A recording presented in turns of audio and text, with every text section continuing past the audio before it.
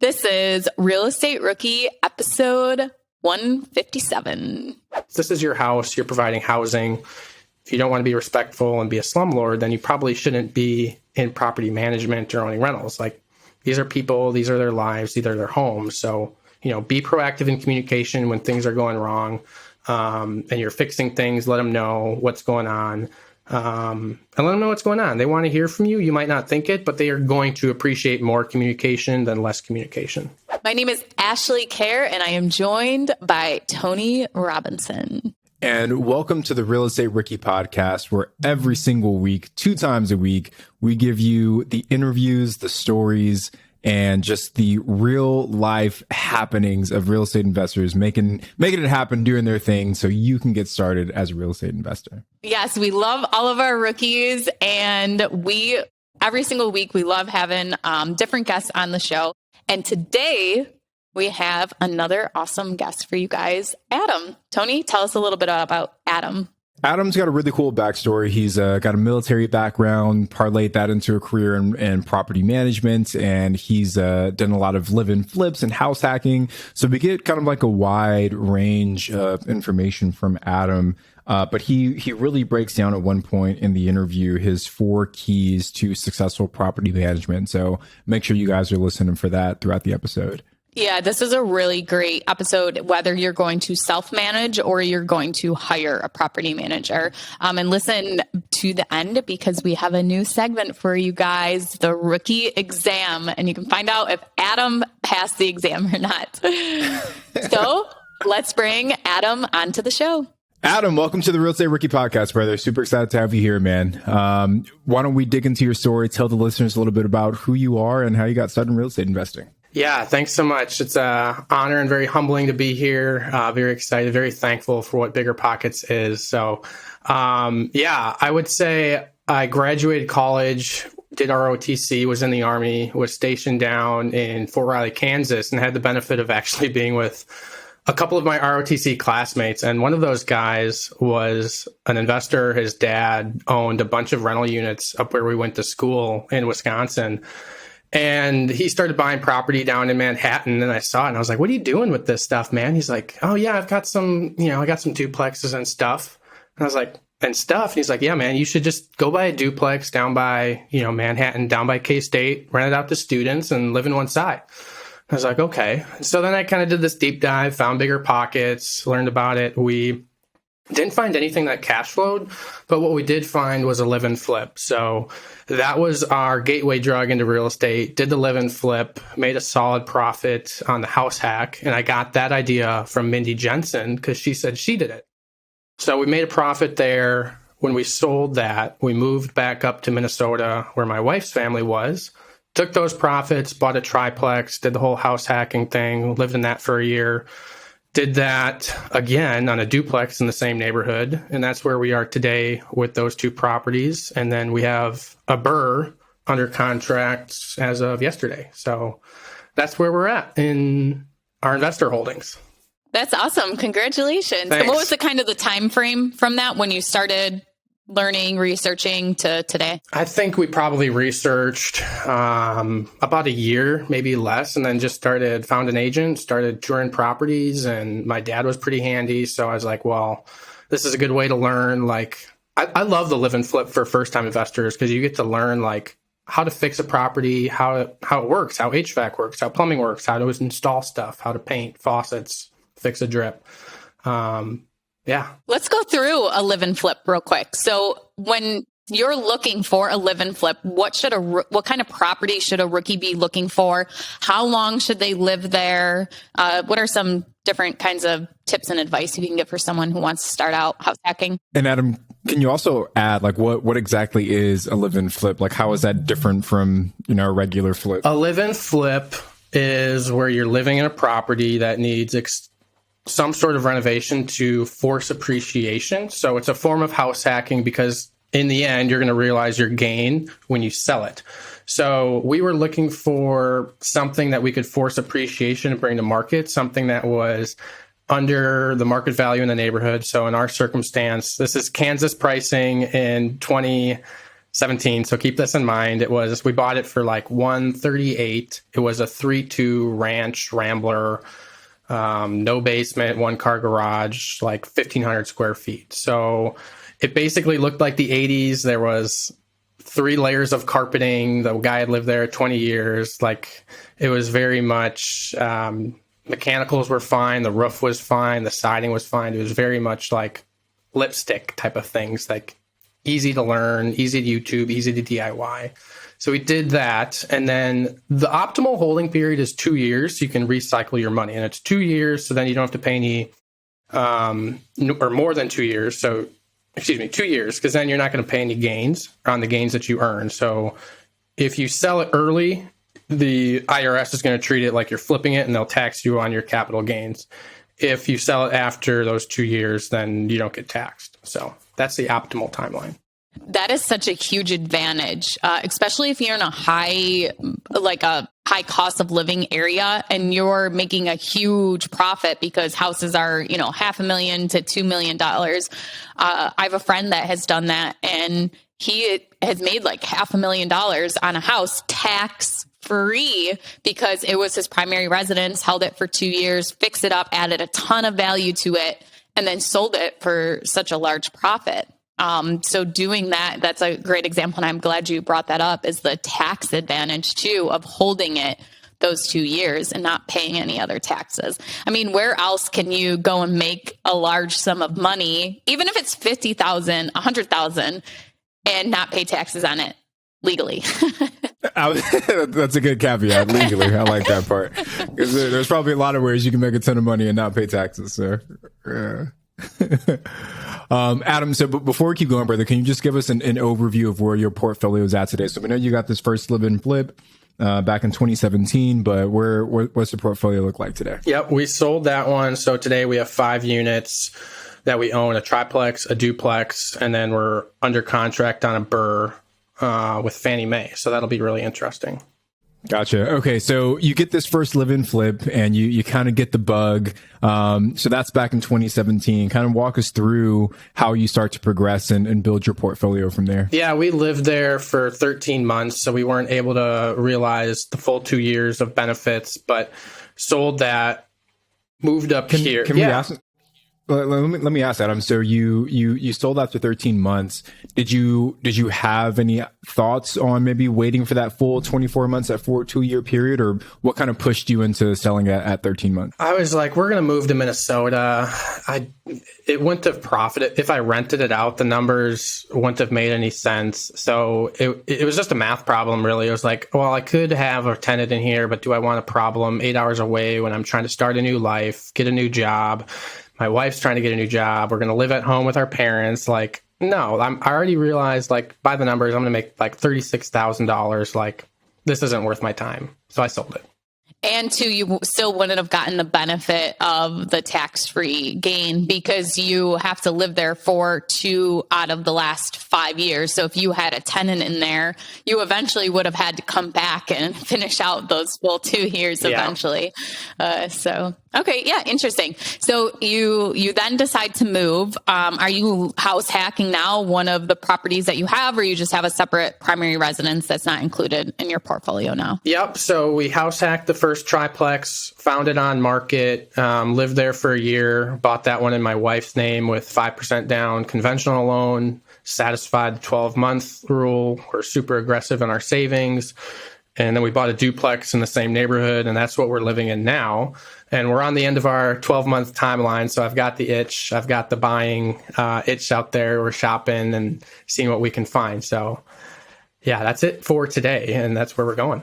Okay, so let's talk about the financing of all these properties. So the first one, you did 5% down in your wife's name. So did you do an FHA loan, or was it conventional loan with 5%? Yeah, I did a 5% conventional loan in my wife's name on the triplex and a 5% loan in my name on the duplex. And I'm a realtor with KW now, and I've recommend that to all our clients because those 5% loans, they come and go. Sometimes they're offered, sometimes they're not offered. The FHA is always going to be there. If you can afford the 5% loan, it's a superior loan to the FHA. So jump in there, get it while it's there. And there's certain requirements for it.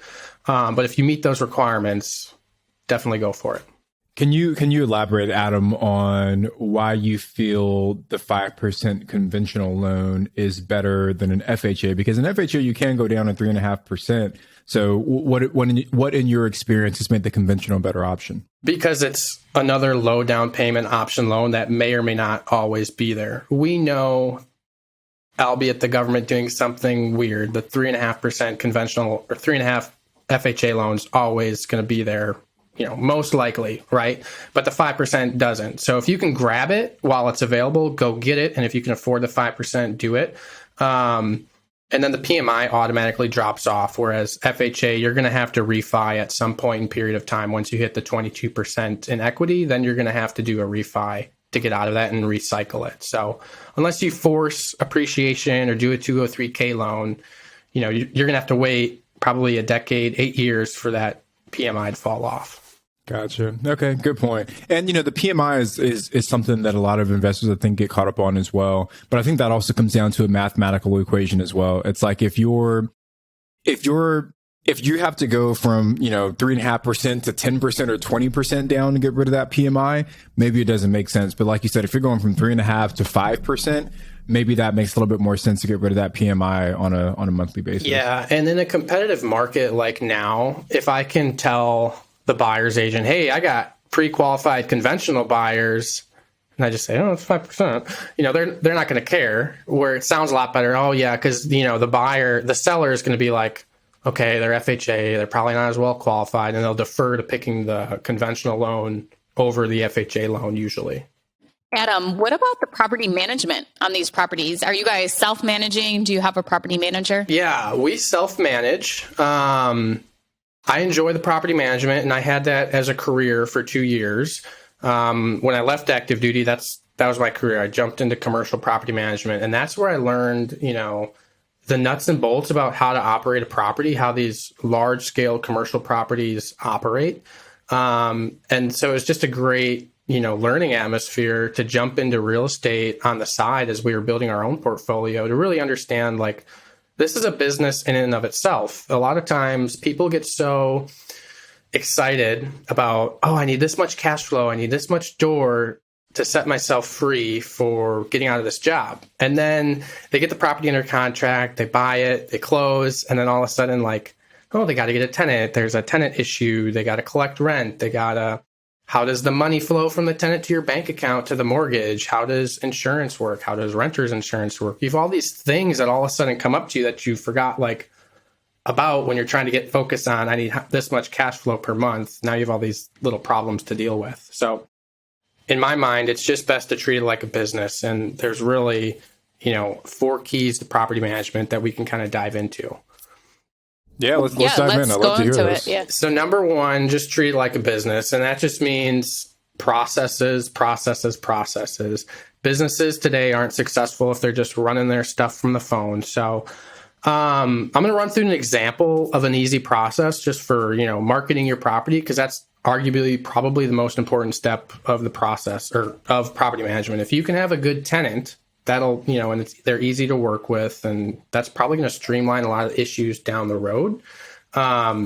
So let's talk. Adam, real quick, before you go into that example, can you just explain real quick why it's important to do treat it as a business, even though you own the property in your personal name and don't have an LLC or a business entity even set up? Chances are you're going to buy more than one property. I haven't heard of a lot of investors who stop at 1 or 2. So you could end up with 1, 2, 3, 500, or in Brandon Turner's case, millions of units and stuff, right? So eventually it's just going to make sense to bring management in-house. I know a lot of investors and clients who have 20 units, and for them to, it's kind of one of those things, well, I can manage 20 by myself, or I can hire it out to a property manager. And at that rate, it's like, is it really worth it, or can I handle the 5 to 10%, whatever your area pays in property management?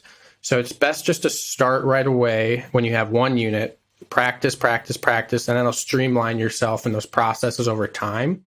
When you have 10, 20, maybe 50 units, and then you can kind of consider either should I build this as a company or should I hire it out? And then you have better expertise when you do want to hire it out, or you do want to hire somebody to take that over for you. Then you have the expertise and you can ask better questions, in my opinion.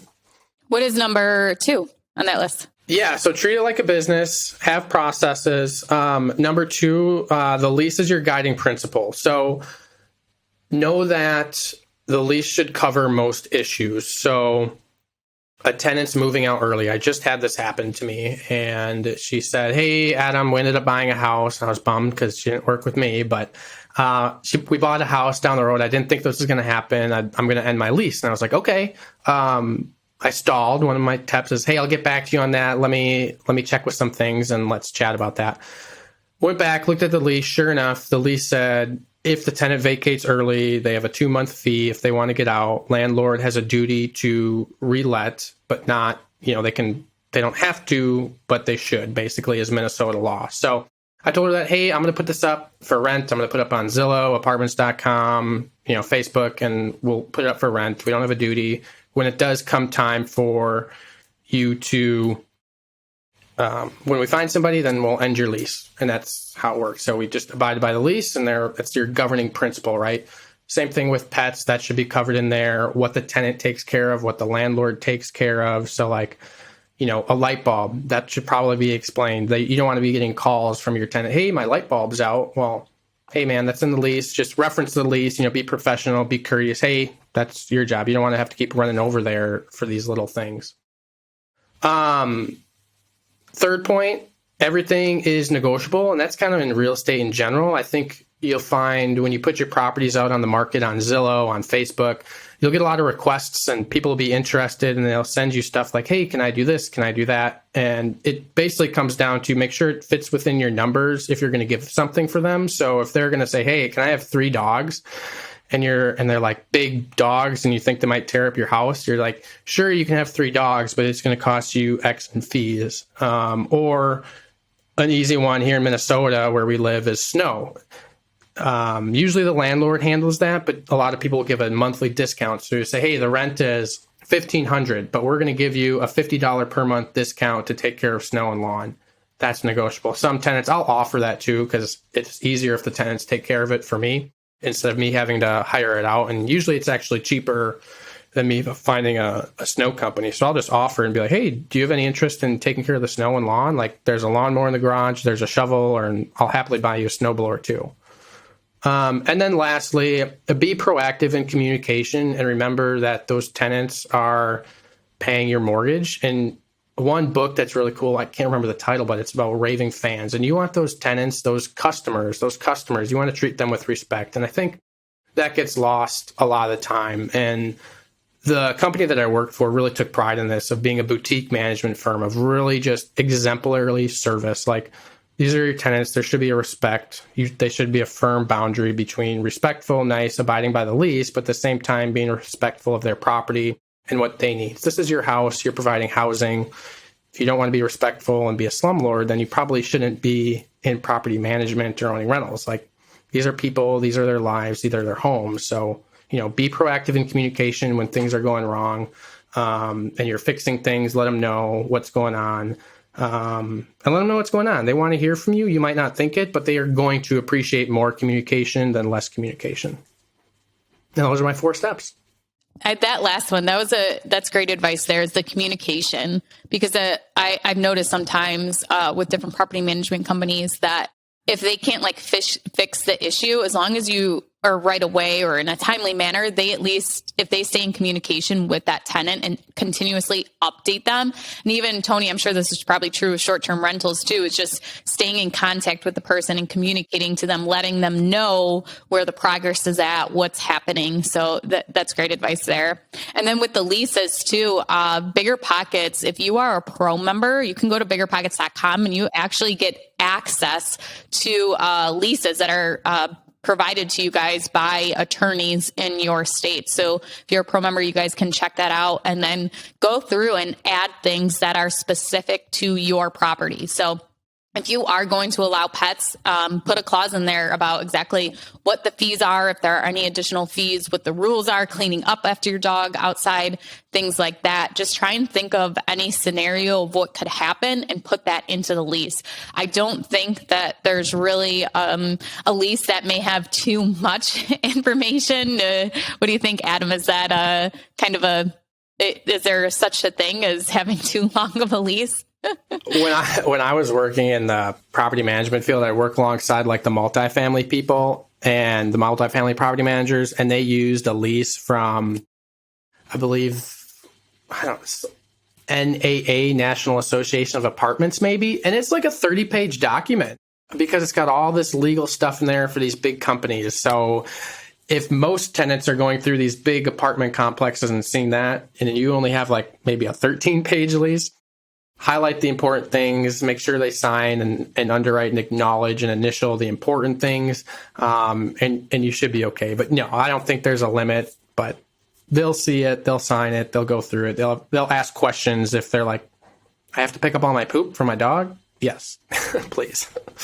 So, Adam, a lot of our listeners are obviously newer real estate investors, and when they think about managing a property on their own, it's just too much. It's overwhelming. The idea of doing that isn't in their wheelhouse yet. So a lot of them will look to property management companies to handle that part of the business for them. So say that I'm a rookie investor, Adam. What should I be looking for in a property manager to ensure I have a smooth and successful relationship with that person? You're going to want to know how they're going to be paid.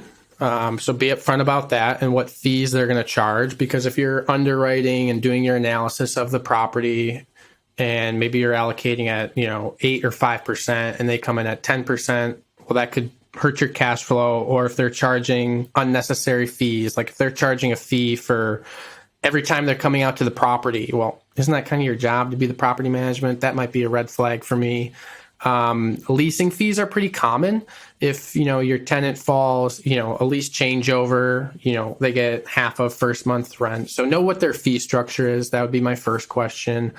What's their response plans? So if, there's a fire, if there's carbon monoxide going off, what's their response plan looks like? What kind of maintenance is included in the fee? A lot of times they might include like filter changes. They might include city ordinance fees, where if the city is charging you a fee for having rental property, they might include that, or they might include the inspection. I think those would be my first questions. Now, what about actually finding a good property management company? Like how did your company find new owners to kind of bring into their portfolio of properties? We probably weren't the best example because we were dealing with large REITs and corporations and insurance companies, but networking. I'm in a lot of local landlord groups, and when somebody comes in there and asks, you'll see a slew of the same people. So I'd, go and join a Facebook group or join Bigger Pockets and go in your area, put up a blog post and be, hey, who are the property managers that you've seen? And I guarantee there's property managers on Bigger Pockets. Those would be who I would want to partner with, because they probably have more of the investor mindset too, of like, oh, if this guy's trying to do this for cash flow, how can we work together? And have that partnership mindset instead of that I'm working for you for a service fee-based mindset. One thing I would add to that too is make sure that when you have those conversations with the property manager, when you are interviewing them, that you take notes of what they're saying yes to or no to and what their responses are. And then when you have your property management agreement, that those things are in there, such as what is the timeline for a turnover? What is that process? Like, ask a lot about their processes and systems too. Like, what happens when somebody calls for maintenance? Is the live person answering? Do they have to go online? And how quickly is maintenance taken care of? Because those were things that I didn't know to ask in the beginning, and those were things that I didn't get into writing. And now it's like, looking back, like, hey, I don't think we were supposed to be charged that fee when we had our initial conversation, but that's 2 years ago now. Yeah, getting it in writing, I think, is super key, because then you can reference it. Like you're saying, oh, you're charging me a 10% add-on fee for this HVAC company to come on. I don't see that. Can we talk about that? Yeah, that's a great point. Get it in writing. So kind of just going along with the property management piece, because I know that's, again, something that a lot of rookies will need to figure out. What kind of interaction should a rookie expect between them and their property management company? Like, are you guys talking daily, weekly, quarterly, annually? What kind of cadence is there between an owner and a property manager? You can totally set that up front and tell them, hey, I don't want to be bothered. Like, give them guidelines. Hey, actually, that reminds me of the military. My company commander, when we would go to our long training things in JRTC in the desert and down in Louisville in the swamps, if crap hit the fan, these were the criteria where he would want to know if I'm sleeping or I'm out of commission, like wake me up if X, Y, and Z happen. I want to know. So kind of set those guidelines with your property manager and be like, hey, if the property's on fire, I want to know. If a tenant leaves a lease early, I want to know. If I have a big capital expense over X dollars, I want to know. So if like the faucet breaks, great, replace the faucet. Just make sure it looks modern and fits this decor. If it's something over $200, just let me know and let's talk about it. But generally, I think you're going to at least want to know monthly. They should be at least sending you a report on how much you're making that month in profit. And then you should be getting at least an annual report too for your taxes. Everything aside from that is basically negotiable on what your comfort level is. And I would start in the beginning. I would say more communication is better, and then it can kind of taper from there as you develop rapport and trust. Yeah, that's a great point. And just going through those owners' reports that you get every month too, is going through and looking at what you're being charged for, what kind of repairs were done to the property, and then seeing who has paid rent or not. In my property management company, they'll send me a separate email with a list of people who didn't pay in full or didn't pay at all, and what they're, and they'll add some notes as to we've, sent a message to this tenant, or we sent them, a notice to pay, or we'll start the eviction process, things like that too. But I totally agree on, setting that expectation up front as to how much you want to be involved in what that communication is. One thing I would point out that I didn't do was I was flooded with emails from the property management company. And if I would have set up front one thing, I probably would have eliminated half of them. If it's in the lease, go with what the lease says. I'm not going to, go against the lease. So one example was a tenant he had a dog, and but it wasn't living with him. It was living with his girlfriend or something, and they wanted to bring it. And he cried to the property manager that the dog would have to go to the pound or the SPCA or something if I did not allow the dog. And the property manager came to me and said, would you allow the dog in this situation? And I said, no, that the lease states no dogs in this, it wasn't my problem. It was the lease was the bad guy, and the property manager should have just went to the lease and told the tenant, the lease says, I'm sorry, no dogs, and kind of left me out of it. Yeah, I like that too, because I think as an owner manager, you're going to develop relationships with these tenants. And when they come to you with a hard situation, that you can always blame it on the lease. But at the end of the day, they're going to know you're the owner property manager making the decision. So you just have to be able to live with that decision at night. But the property manager, you can just be like, what Ashley said, be hard. No, I'm not. No, tell them no. And then it comes from the property manager, not from you. Yeah, exactly.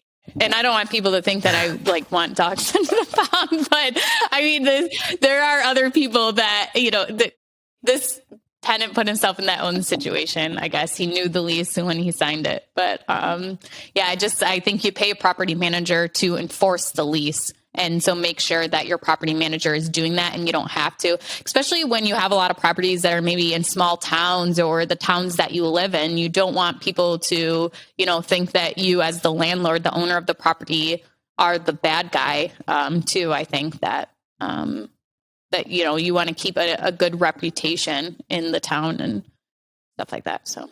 Yeah, I also think that being a property manager can be a thankless job at times. So I'm definitely not envious, Adam, of the work you've had to do, because you have the owners that think that you're not doing a good enough job. Then you have the tenants that think that you're doing too good of a job and making their life difficult. So it's definitely a difficult balance to strike there. That is just I 100% agree with that. It is. From being a property manager to going to outsourcing it. Awful. It is. That was one of the reasons why I left or stopped doing property management, because I came from the military where, you're in uniform in the airport. Literally, like, everybody says, thank you for your service, which is super nice. You go to being a property manager. Nobody says, hey, Adam, thanks for cleaning up the poop in the bathroom on the floor. We really appreciate that. Like, that doesn't happen. Like, they just expect you to take care of things. Yeah, we've like toyed around with the idea of starting like a short-term rental property management company, because we feel that there are a lot of companies out there that just aren't doing a good job, that are overcharging.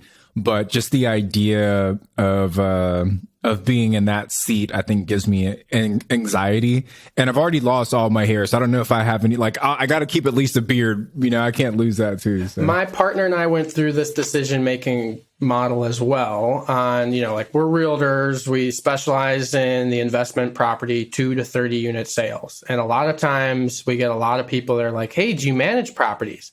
And the amount of business that we've thrown away, I mean, we're probably at least 50 to 75 units where we're like, nope, we're not property managers. We strictly handle the sales. And it's kind of in the back of your head, like, should I be doing that? And then at the end of the day, we're like, I think let's just niche down and specialize in what we're doing instead of taking on too much. Yeah, you're responsible to a lot of people as a property manager, and it becomes very different than managing your own properties too. It was funny. If you guys aren't watching on YouTube, Adam was like sighing and ripping his hair out when Tony was talking about possibly starting up his own short-term rental management company. And I could feel Adam's pain. Well, there's a story there, because it's a true story. I literally walked in, I managed this in St. Paul in like a good area, and the building had 91 apartment units and 20 commercial doors. One morning, I walk in there, I'm doing my round, and literally, like, all the bathrooms are locked and coded, because we didn't want, random people coming. We would get people coming into the building to, like, take a nap in the bathroom, but take the nap, like, all night, homeless. And so we needed to stop that, because it was, like, a Class A building. And I come in, I'm doing my rounds, and I literally walk downstairs to the bathroom, and there's literally just a soiled wall, poop, like, I don't even know where they got the paper from, just like not great at all situation going on. Like, somebody clearly had to go to the bathroom, and unfortunately they're locked, so they just did it right there. And nobody knows about that. That's a tenant, but they would have known about it if they walk in. But, that's the thankless things that property managers do, you're not really going to know about because they're doing their job. So I think the only way I would break into that space is if I had like a really solid integrator to really run that entire business for me, and I could just kind of be like the guy that understands the short-term rental space but doesn't have to deal with any of the day-to-day management. So you guys heard it here first. Tony's hiring. yeah. If you're that person, reach out to me. Maybe we'll build something big together. But that's real, though, because I think Cody Sanchez talks about boring businesses. Like, property management is very much a boring business. It is strictly process-based. It is repeatable. Once you do something, you can continue to do it and teach that to somebody else. So, in Tony's case, he could maybe have 20 short-term rentals, and he's got all the processes outlined, and now he can hire it out. And, hey, here's the processes, take over. I'm going to keep adding units onto this. And that's where it can become a real business. If you move yourself from the day-to-day, that was kind of our vision in the back of our head. It was like, all right, maybe we have to suck it up on get up to 75 units under management. Then we can hire somebody to handle the majority of the work, and we can concentrate on sales of the property management business. But it's a really solid business to go. Nothing's going to disrupt it. So there's an opportunity there for the right people. Well, Adam, I want to talk a little bit more, go in depth on one of your deals here. So we want to do our rookie deal review. Do you have a specific property in mind that we can talk about? I do. All right, awesome, brother. So we're going to start just kind of like some rapid fire questions to set the table for the listeners, and we'll get into the nitty gritty. So what markets is this specific property in? It was in St. Paul, Minneapolis. Gotcha. All right. And then what was the property type? It was a triplex. And what did you purchase this property for? Shortcut here, we didn't purchase it, but we were under contract for $640 with some seller concessions. Interesting. Okay. This might be the first rookie review where it was like a deal gone bad. So that'll be interesting. All right. It was and sorry, just going back to the property type, you said it was a triplex. What was each unit? Do you recall? Like it two was, ones, one ones? Yeah, it was 3 2 1s stacked on top of each other, separately metered, a like 1910-ish triplex, like an illegal one, coded, like, purposely built triplex, right? Like a good property, not this hodgepodge thing. Okay. And then, well, I guess let's get into it, right? Because this one's a little bit different. So, I guess give us the backstory on how you found this property and what kind of led to you not actually closing on it. Yeah. I'm searching for a triplex for my wife and I to own or occupy. We have a 9-month-old, so we have pretty good criteria. We're looking for a place where, we can have 3 bedrooms, an extra bathroom would be nice, but, good size. So I basically am, if they're not on the MLS, because these properties don't come on the MLS very often, we have a specific area we're looking for my wife's commute to her work, and then where my son's daycare is. So we've got the area down. We know what size we need. Doesn't matter what the finishes look like because I'll fix it.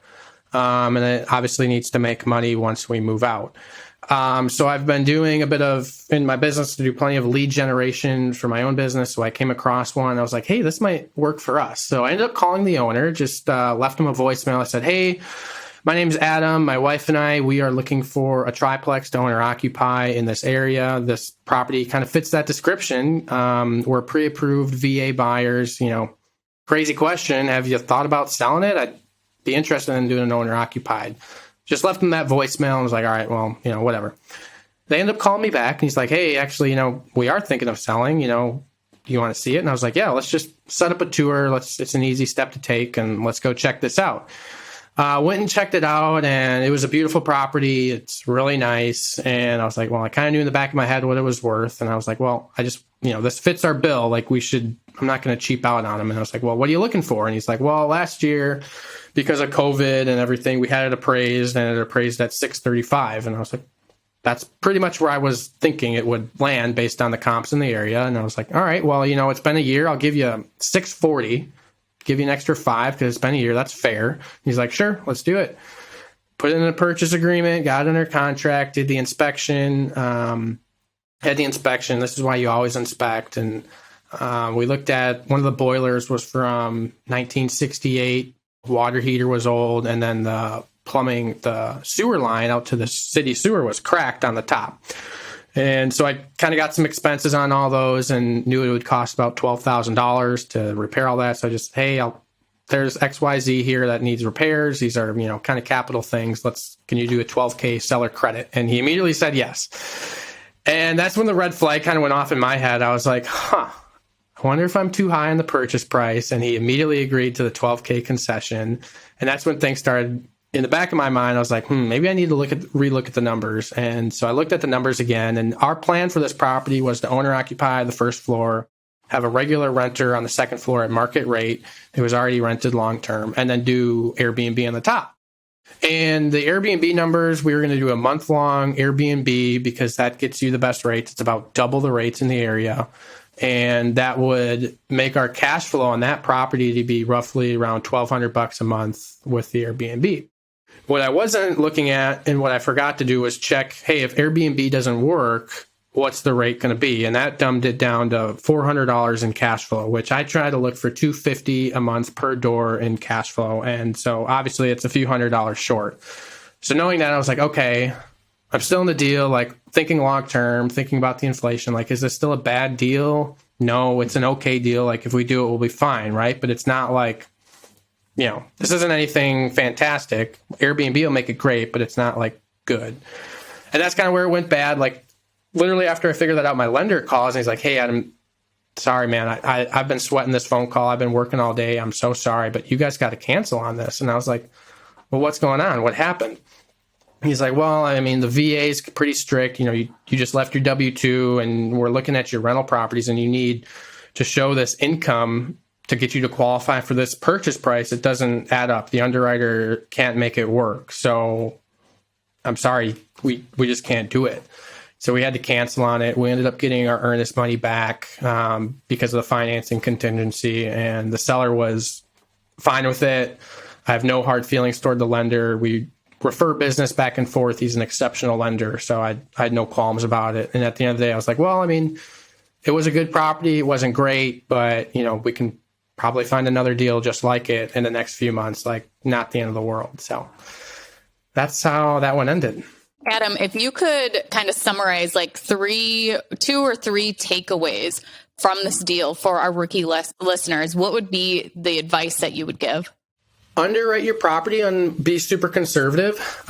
Start there and then be aggressive where you think you're going to make it. So how does the property cash flow today under current circumstances? And then how's the property going to cash flow with you operating it under what your rents are and how you're going to operate the property? And I forgot to do that because I was getting rosy colored glasses because it was, it was a great unit for us to live in. It was in the perfect area for us. So I was just kind of getting, little buyer going on, which I shouldn't as a realtor. I should know that. Second, key points, like you don't have to look on the MLS for deals, like go make stuff happen. If you're looking for, everybody says off market's where it's at. So go where it's at, go for it, go look for off market opportunities. Those would be my 2 key takeaways.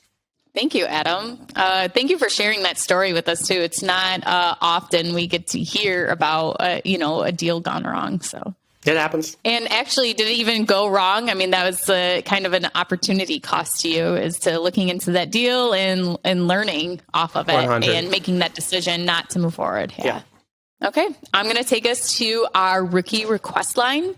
You guys can leave us a voicemail at 1-888-5-ROOKIE, and we may play your question on the show for our guest to answer. So this week's question is from Janetta.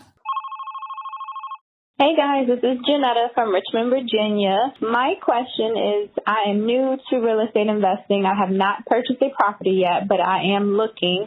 And I met with someone who is a contractor who offered to be the project manager and said he would charge $10,000 up front to secure him and then 10% on the back end of my net profit.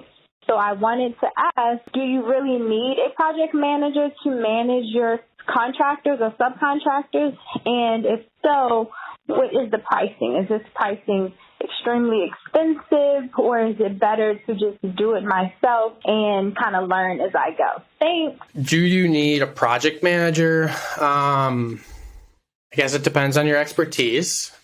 I would say no, you don't. On, if it's less than 4 units, unless you're doing a gut renovation, you probably don't. I hear a lot of red flags there immediately. I think, $10K up front.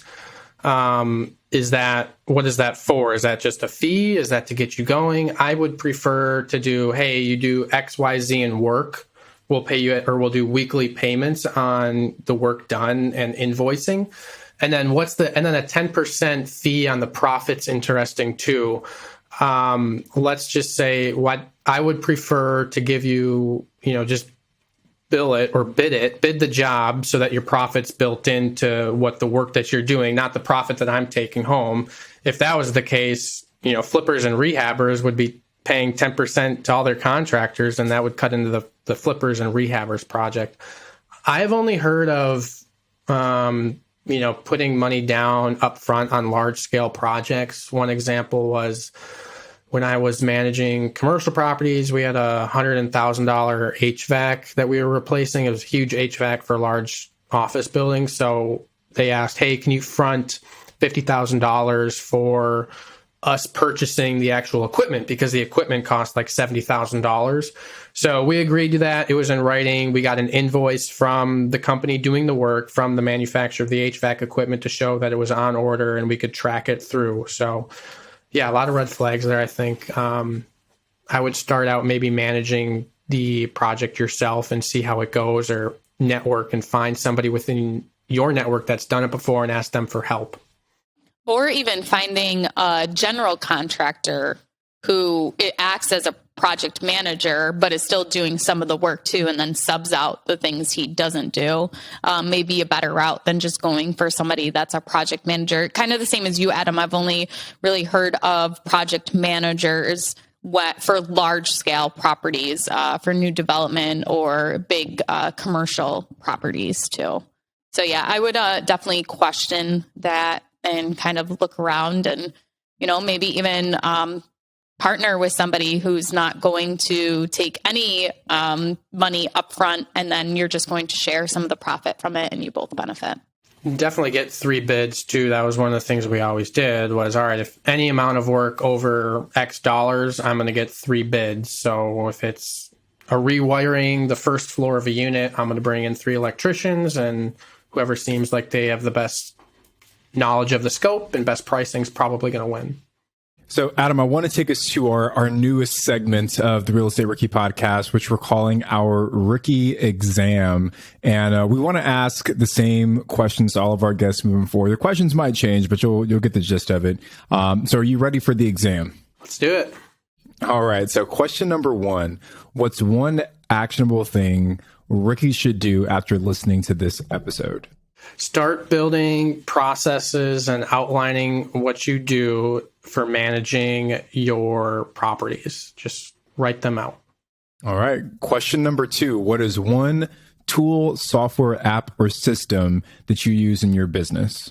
I would use apartments.com is where I manage my rental properties through. So all my tenants are on there. The rent is collected through there. It auto deposits into my bank account. It tracks my expenses. It makes an income and expense report at the end of the year. It tracks it monthly. And I can put maintenance requests in there, and it's free for a landlord up to certain units. All right. And last question, where do you plan on being, or where do you see yourself 5 years from now?